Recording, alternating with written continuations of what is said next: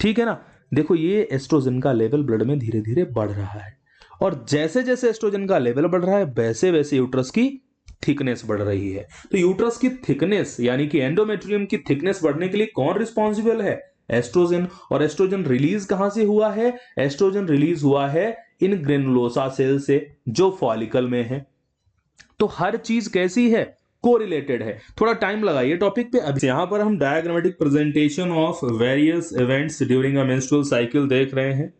NCERT के page number 50 पर यह डायग्राम दिया गया है, जिसमें मेंस्ट्रुअल साइकिल से रिलेटेड जिस जिस पार्ट में जहां जहां पर जो भी चेंजेस आते हैं उन सबको डिफाइन किया गया है। यहाँ पिट्यूटरी हार्मोन्स में जो चेंजेस आते हैं मेंस्ट्रुअल साइकिल के रिलेशन में उनको डिफाइन किया गया है। ओवरी में क्या क्या चेंजेस आते हैं, ओवरी से रिलीज होने वाले हार्मोन्स में क्या चेंजेस आते हैं, और एंडोमेट्रियम है यूट्रस की जो इनर वॉल है जिसे हम एंडोमेट्रियम बोलते हैं, उसमें क्या क्या चेंजेस आते हैं, इन चारों पार्ट्स को यहां पर एक्सप्लेन किया गया है। तो चलिए यहां पर हम थोड़ा सा पहले हल्का सा एक रिकैप ले लेते हैं किस चीज का, मेंस्ट्रुअल साइकिल का। मेंस्ट्रुअल साइकिल का हम अगर रिकैप ले लेंगे तो हमें इससे रिलेटेड कॉन्सेप्ट थोड़ा इजी समझ में आ जाएंगे। अभी हम इस डायग्राम पे फोकस करेंगे, बट फोकस हमारा तभी काम में आएगा जब हम मेंस्ट्रुअल साइकिल की आउटलाइन सही से समझ पाएंगे। तो हल्का सा इसकी आउटलाइन को समझते हैं। एक मेंस्ट्रुअल साइकिल का नॉर्मल ड्यूरेशन 28 से 29 डेज का होता है। क्लियर है? यानी कि 28 डेज में पूरे चेंजेस जो होने होते हैं वो हो जाते हैं, और एक नई मेंस्ट्रुअल साइकिल 28-29 डेज के बाद स्टार्ट हो जाती है। मेंस्ट्रुअल साइकिल के अगर फर्स्ट पार्ट को समझें तो स्टार्टिंग मेंस्ट्रुअल साइकिल की कहां से काउंट होती है? सबसे पहले आती है मेंस्ट्रुअल फेज। जो मेंस्ट्रुअल फेज जिसका नाम है ना, ये मेंस्ट्रुअल फेज, इसको हम ब्लीडिंग फेज भी बोलते हैं। इसको ब्लीडिंग फेज क्यों बोलते हैं? क्योंकि मेंस्ट्रुअल फेज के टाइम पर ही एक फीमेल में सबसे पहले ब्लीडिंग स्टार्ट होती है। क्लियर है ना? इसका जो ड्यूरेशन होता है तो फर्स्ट से लेकर के 5th डे तक होता है। फीमेल टू फीमेल ये वेरी करता है, बट लगभग जिस दिन से मेंस्ट्रुएशन फीमेल में स्टार्ट होता है, ब्लीडिंग स्टार्ट होती है, उसी दिन से इसको काउंट किया जाता है, इसको स्टार्टिंग मान लिया जाता है, और 5th डे तक इसको कंप्लीट मान लिया जाता है। ये एक फेज है, पर्सन टू पर्सन वेरी भी करती है, वो बात अलग है। अब आखिर ये ब्लीडिंग होती किस वजह से है? जैसे आप अगर इस इमेज को देखेंगे ना, ये जो डायग्राम है, इस डायग्राम में क्या हो रहा है, यहां पर मेंस्ट्रुअल साइकिल का फर्स्ट डे दिखाया हुआ है और यहां पर 29th डे दिखाया हुआ है। यानी कि ये पूरी एक जर्नी दिखाई गई है मेंस्ट्रुअल साइकिल की। क्लियर है ना? अब आप यहां देखिए, लगभग फर्स्ट से इस 5th डे तक, यहां तक इन्होंने मेंस्ट्रुएशन दिखाया है। मेंस्ट्रुएशन मतलब फीमेल में ब्लीडिंग। और ये जो इस तरीके से, एक मिनट, ये जो इस तरीके से रेड रेड दिखाया है ना, ये ब्लड का फ्लो रिप्रेजेंट किया कि एंडोमेट्रियम ब्रेक हो रही है और ब्लड का फ्लो शो करने की कोशिश की गई है यहां पर। क्लियर है ना? ये जो एंडोमेट्रियम ब्रेक होने का रीजन है, उसका मेन रीजन है कि यहां पर आप देखिए जो ओवरी से रिलीज होने वाले हॉर्मोन्स है ना, प्रोजेस्टेरॉन, इसका लेवल काफी डाउन है।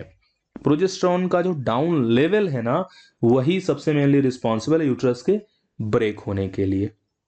क्लियर है ना? ये बात आप समझ रहे होंगे। अब चलते हैं नेक्स्ट पार्ट की तरफ। सेकेंड है जिसका नाम है, मेंस्ट्रुअल फेज के बाद सेकेंड आ जाता है follicular phase. Second one is called follicular phase. अब देखो, हर नाम के पीछे कुछ मीनिंग है। इसको फॉलिकुलर फेज क्यों बोला गया है? फॉलिकुलर फेज ये जो है, ये 6th से लेकर के 13th डे तक रन करती है। क्यों? क्योंकि ये जो, जब आप ओवेरियन इवेंट्स में देखेंगे तो ये स्ट्रक्चर अगर आपको याद है तो ये बनाया है इन्होंने ओवरी के अंदर प्राइमरी फॉलिकल। जैसे आपको जिस टाइम पर ओवरी के डायग्राम को इस तरीके से पढ़ाया जाता है ना, ये सपोज एक ओवरी है तो इसमें सबसे पहले है प्राइमरी फॉलिकल, फिर है सेकेंडरी फॉलिकल, फिर है टर्सरी फॉलिकल, फिर बनता है मैच्योर ग्राफियन फॉलिकल। फिर ये मैच्योर ग्राफियन फॉलिकल ओव्यूलेशन होता है इसका, इससे सेकेंडरी oocyte या ओवम बाहर निकलता है, ये बताया गया है ना आपको। तो सिंपली फॉलिकुलर फेज 6 से 13th डे तक होती है। देखिए इस डायग्राम में यहां पर 13th डे दिखाया गया है, और जब आप 13th डे के साथ ऊपर की तरफ आते हैं ना, तो आप यहां पर क्या देखते हैं? यहां पर देखते हैं कि एक मैच्योर फॉलिकल 13th डे पर बन चुका होता है, यानी कि this mature follicle is called Graafian follicle. इस मैच्योर फॉलिकल को क्या बोलते हैं? This mature follicle is called Graafian follicle. तो सिंपल सी चीज है कि ग्राफियन फॉलिकल जो बना है वो पूरा फॉलिकुलर फेज में बना है। बना किससे है? प्राइमरी फॉलिकल से। ये पहला प्राइमरी फॉलिकल, आप ऐसे कह सकते हैं कि प्राइमरी फॉलिकल से लेकर के ग्राफियन फॉलिकल तक का जो डेवलपमेंट होता है वो फॉलिकुलर फेज में होता है। ये समझ में आ गया होगा, मुझे नहीं लगता इसमें आपको कोई प्रॉब्लम होनी चाहिए, ठीक है ना। इसी फेज का एक और नाम है, इस फेज का एक और नाम है जिसको हम बोलते हैं प्रोलिफरेटिव फेज। क्या बोलते हैं? This is also known as proliferative phase. So what is the meaning of proliferation here? इसी फेज का दूसरा नाम है ये। तो भाई इसको इसलिए बोलते हैं प्रोलिफरेटिव फेज क्योंकि इस फेज में आप देखिए जो एंडोमेट्रियम ब्रेक हो गई है ना, देखिए यहां 5th डे तक बहुत ज्यादा, ये इस ड्यूरेशन में एंडोमेट्रियम फिर से ग्रो करने लग जाती है। ये देखो ग्रो करती दिख रही है ना, तो एंडोमेट्रियम की ग्रोथ हो रही है, प्रोलिफरेशन हो रहा है, ठीक है ना। तो इसलिए प्रोलिफरेट का मतलब है ग्रो करना। तो सेम फॉलिकुलर फेज नाम दिया गया है ओवरी के अंदर बनने वाले फॉलिकल्स में चेंज होने की वजह से। प्रोलिफरेटिव नाम दिया गया है इसी फेज को यूट्रस की जो ग्रोथ होती दिखाई दे रही है इसके लिए। बात समझ में आई? अब ये यूट्रस में ग्रोथ होती क्यों है? बहुत सिंपल सा कॉन्सेप्ट है। जब ये एक फॉलिकल, यहां पर जैसे इन्होंने ये प्राइमरी फॉलिकल दिखाया, तो इस फॉलिकल जब प्राइमरी oocyte के ऊपर कुछ सेल्स अटैच होती हैं and these cells are called granulosa cells. क्या बोलते हैं इनको? इन ग्रेन्युलोसा सेल से बेटा क्या रिलीज होता है? एस्ट्रोजन हार्मोन रिलीज होता है। क्या रिलीज होता है? Oestrogen hormone. जब रिलीज होता है तो ब्लड में उसका लेवल बढ़ता है, ठीक है ना। देखो ये एस्ट्रोजन का लेवल ब्लड में धीरे धीरे बढ़ रहा है, और जैसे जैसे एस्ट्रोजन का लेवल बढ़ रहा है वैसे वैसे यूट्रस की थिकनेस बढ़ रही है। तो यूट्रस की थिकनेस यानी कि एंडोमेट्रियम की थिकनेस बढ़ने के लिए कौन रिस्पॉन्सिबल है? एस्ट्रोजन। और एस्ट्रोजन रिलीज कहां से हुआ है? एस्ट्रोजन रिलीज हुआ है इन ग्रेनुलोसा सेल से जो फॉलिकल में है। तो हर चीज कैसी है? कोरिलेटेड है। थोड़ा टाइम लगाइए टॉपिक पे, अभी एक लास्ट वीडियो में पूरे टॉपिक को कंक्लूड करूंगा। एक चीज और बताना चाहूंगा, जो फॉलिकुलर फेज है इसका रिलेशन इस पार्ट से कहां पर है? आप देखिए स्टार्टिंग में फॉलिकल हार्मोन का लेवल नॉर्मल है, धीरे धीरे फॉलिकल मतलब नॉर्मली रहता है बट धीरे धीरे ये लेवल थोड़ा डाउन भी करता है, बट धीरे धीरे फिर ये रेज करता है। तो एफएसएच जो हार्मोन है पिट्यूटरी से जो रिलीज होता है, जिसका फुल नेम है follicle stimulating hormone, this the name of FSH is follicle stimulating hormone. ये हार्मोन का लेवल यहां पर बढ़ रहा है, इसके बढ़ने से ही कहीं ना कहीं इसी के इंक्रीज लेवल की वजह से इस फॉलिकल का डेवलपमेंट हुआ है। जब इसका लेवल मैक्सिमम हो गया ना, तभी फॉलिकल भी पूरा यहां पर मैच्योर हुआ है। क्लियर है ना? तो ये पूरा कनेक्टेड है, आप समझिए। अब ऐसे समझिए इस चीज को कि जब एफएसएच का लेवल बढ़ा, जब एफएसएच का लेवल बढ़ा तभी एफएसएच के लेवल के साथ में प्राइमरी फॉलिकल एक मैच्योर फॉलिकल में कन्वर्ट हुआ। प्राइमरी फॉलिकल जब मैच्योर फॉलिकल में कन्वर्ट हुआ तो प्राइमरी फॉलिकल के ऊपर ग्रेनुलोसा सेल्स थी, उन ग्रेनुलोसा से एस्ट्रोजन हार्मोन निकला तो एस्ट्रोजन का लेवल बढ़ा। समझ पा रहे हैं ना? किसका लेवल बढ़ा? एस्ट्रोजन का लेवल बढ़ा। और जब एस्ट्रोजन का लेवल बढ़ा तो एस्ट्रोजन के लेवल बढ़ने से एंडोमेट्रियम की थिकनेस भी इंक्रीज हुई। ये पार्ट मुझे उम्मीद है आप समझ पा रहे हैं, इसको इंटरकनेक्ट कर पा रहे हैं। चारों की चारों इंटरकनेक्टेड हैं यहां पर, ठीक है ना। नेक्स्ट पार्ट की तरफ चलते हैं और समझने की कोशिश करते हैं। ये हो गई फॉलिकुलर फेज। फॉलिकुलर फेज के बाद नेक्स्ट पार्ट की तरफ चलते हैं। अब आती है ओव्यूलेटरी फेज। चलिए इसको थोड़ा समझ लेते हैं कि what is ovulatory phase. C part जिसे हमने कहा ओव्यूलेटरी फेज। ओव्यूलेटरी फेज हमेशा 14th डे पर ही क्यों होती है? अगर एक फीमेल में फीमेल का मेंस्ट्रुअल सिस्टम बिल्कुल ठीक चल रहा है तो ओव्यूलेटरी फेज हमेशा 14th डे पर होती है। So how is it possible? चलिए इसको थोड़ा समझने की कोशिश करते हैं। यहां पर अगर इस ड्यूरेशन को आप देखें, this duration, this is showing 14th day. ये जो लाइन मिड लाइन दिखाई है ना, ये 14th डे को शो कर रही है। अब आप ये देखो 14th डे पर हो क्या रहा है एक्चुअल में, 14th डे पर हो रहा है ओव्यूलेशन। क्या हो रहा है? ओव्यूलेशन। थोड़ा सा आगे की तरफ चलेंगे, वहां पर हम इस पार्ट को समझने की कोशिश करेंगे।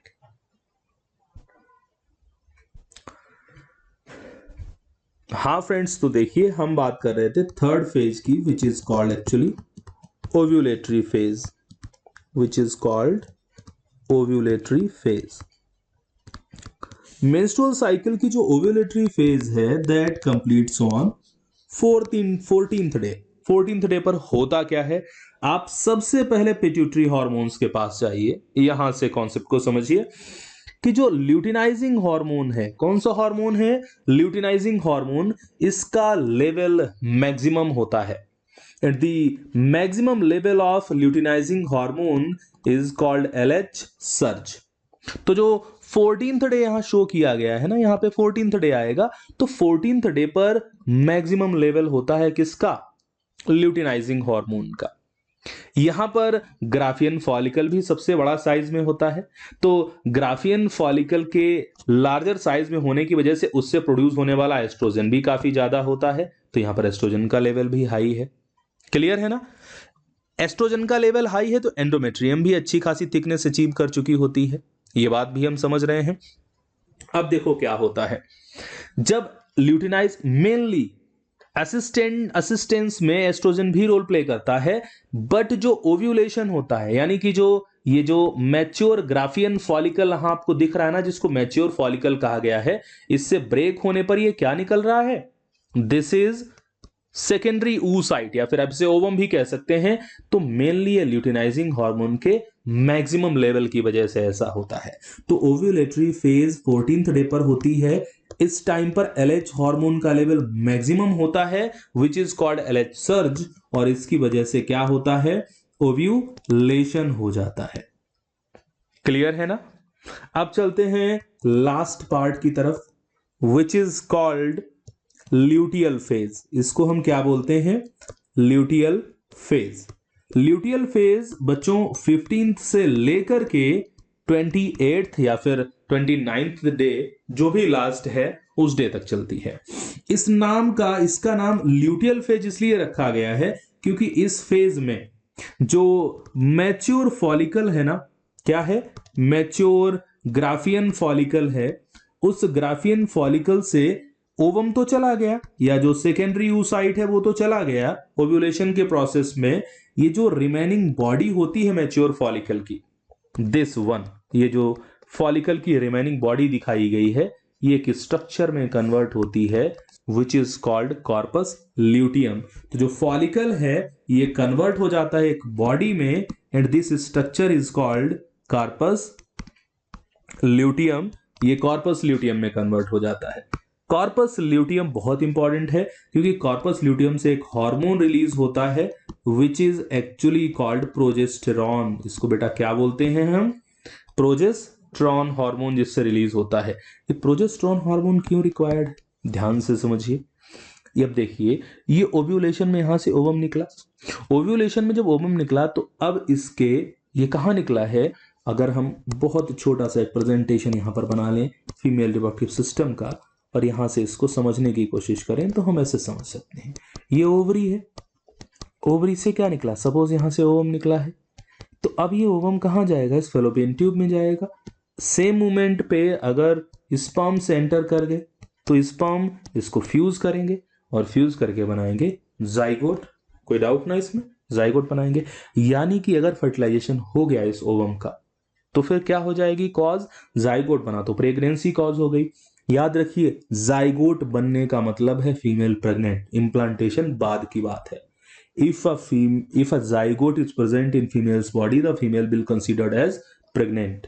क्लियर? मॉरुला बनने का इंतजार नहीं करना है, ब्लास्टुला का इंतजार नहीं करना है, जाइगोट बना तो फीमेल प्रेग्नेंट। बात समझ में आई? अब देखिए क्या होता है, इसकी वजह से अगर प्रेगनेंसी हो गई तो प्रेगनेंसी को कंट्रोल करना पड़ेगा। अभी प्लेसेंटा फॉर्म होगा तो प्रेगनेंसी को कंट्रोल करने के लिए प्रोजेस्टेरॉन हार्मोन की जरूरत होती है। इसीलिए इसकी जो रिमेनिंग बॉडी है ना, ये कॉर्पस ल्यूटियम बनाती है और क्या रिलीज करती है? प्रोजेस्टेरॉन। तो देखिए जो पहले एस्ट्रोजन का लेवल हाई था, अब प्रोजेस्टेरॉन का लेवल कॉर्पस ल्यूटियम के बनते ही हाई हो गया। प्रोजेस्टेरॉन का लेवल कॉर्पस ल्यूटियम के बनते ही तुरंत हाई हो गया। मेरी बात समझ रहे हैं ना आप लोग? क्लियर? यानी कि सिंपल सी चीज क्या है, प्रोजेस्टेरॉन का लेवल जब हाई हो जाएगा तो क्या होगा? वो प्रेगनेंसी को कंट्रोल करने में हेल्प करेगा। अगर प्रेगनेंसी कंटिन्यू हो जाएगी तो फिर प्रोजेस्टेरॉन का लेवल हाई ही रहता है, कॉर्पस ल्यूटियम कुछ दिनों तक कंटिन्यू बना रहता है। बाद में जो कॉर्पस ल्यूटियम का फंक्शन है वो फिर प्लेसेंटा अडॉप्ट कर लेता है, उसको प्लेसेंटा परफॉर्म करने लगता है। क्लियर है ना? अगर फीमेल में प्रेगनेंसी नहीं आती है तो मेंस्ट्रुअल साइकिल का आखिरी दिन यानी कि 28th डे आते आते ये कॉर्पस ल्यूटियम ब्रेक हो जाता है कॉर्पस एल्बिकेंस में, जिसको व्हाइट बॉडी भी बोलते हैं। बाद में कॉर्पस ल्यूटियम बिल्कुल डिग्रेड हो जाता है। अब कॉर्पस ल्यूटियम से क्या रिलीज हो रहा था? प्रोजेस्टेरॉन। जब कॉर्पस ल्यूटियम डिग्रेड हो जाएगा तो प्रोजेस्टेरॉन का लेवल डाउन। देखिए प्रोजेस्टेरॉन का लेवल जैसे ही कॉर्पस ल्यूटियम ब्रेक हो रहा है, प्रोजेस्टेरॉन का लेवल डाउन हो गया। प्रोजेस्टेरॉन का लेवल जैसे ही डाउन हुआ वैसे ही फिर से फीमेल में ब्लीडिंग स्टार्ट हो गई और मेंस्ट्रुएशन स्टार्ट हो गया। तो मेंस्ट्रुएशन यानी कि ब्लीडिंग के स्टार्ट होने के लिए क्या होता है जरूरी? प्रोजेस्टेरॉन का लेवल डाउन होना। तो मुझे लग रहा है आप इसको समझ गए होंगे। हमने 4 फेजेस में बात की। पहली हमने मेंस्ट्रुअल फेज की बात की। किसकी बात की थी? मेंस्ट्रुअल फेज की बात की थी। दूसरी हमने फॉलिकुलर फेज की बात की, तीसरी ओव्यूलेटरी फेज की और चौथी ल्यूटियल फेज की। अब हम मेनली डायग्राम की हेल्प से इस चीज को एक बार फिर से समझ लेते हैं। तो सिंपल सी चीज, हम चारों चेंजेस की बात करते हैं। पिट्यूटरी ग्लैंड के सबसे पहले हाइपोथैलेमस से GnRH gonadotropin releasing hormone release होता है। उसकी वजह से फिर पिट्यूटरी ग्लैंड से एक तरफ तो एफएसएच रिलीज होता है जिसे हम फॉलिकल स्टिमुलेटिंग हार्मोन बोलते हैं। इस फॉलिकल स्टिमुलेटिंग हार्मोन की वजह से, जिसकी full form follicle stimulating hormone है, इसकी वजह से ओवरी के अंदर जो प्राइमरी फॉलिकल बनता है, प्राइमरी से सेकेंडरी, सेकेंडरी से टर्सरी और उससे एक मैच्योर ग्राफियन फॉलिकल बन जाता है। क्लियर है ना? समझ गए? जब ग्राफियन फॉलिकल बनता है तो ग्राफियन फॉलिकल में ये सेल्स कौन सी हैं? Granulosa cells. Granulosa cells. इन ग्रेन्युलोसा सेल से क्या निकलता है? एस्ट्रोजन। तभी देखो एस्ट्रोजन का लेवल हाई हो रहा है। एस्ट्रोजन का लेवल हाई होगा तो जो एंडोमेट्रियम मेंस्ट्रुएशन में ब्रेक हो गई थी वो फिर से डेवलप होने लग जाती है। बात समझ में आई? जब 14th डे आता है, जब क्या आता है? 14th डे, तो ल्यूटिनाइजिंग हार्मोन का लेवल बढ़ जाता है जिसकी वजह से ओव्यूलेशन हो जाता है। क्लियर है? इसके बाद जो रिमेनिंग बॉडी है ओव्यूलेशन के बाद ग्राफियन फॉलिकल की, वो कॉर्पस ल्यूटियम में कन्वर्ट होती है। कॉर्पस ल्यूटियम बनता है तो किस हार्मोन का लेवल बढ़ता है? प्रोजेस्टेरॉन का लेवल बढ़ता है।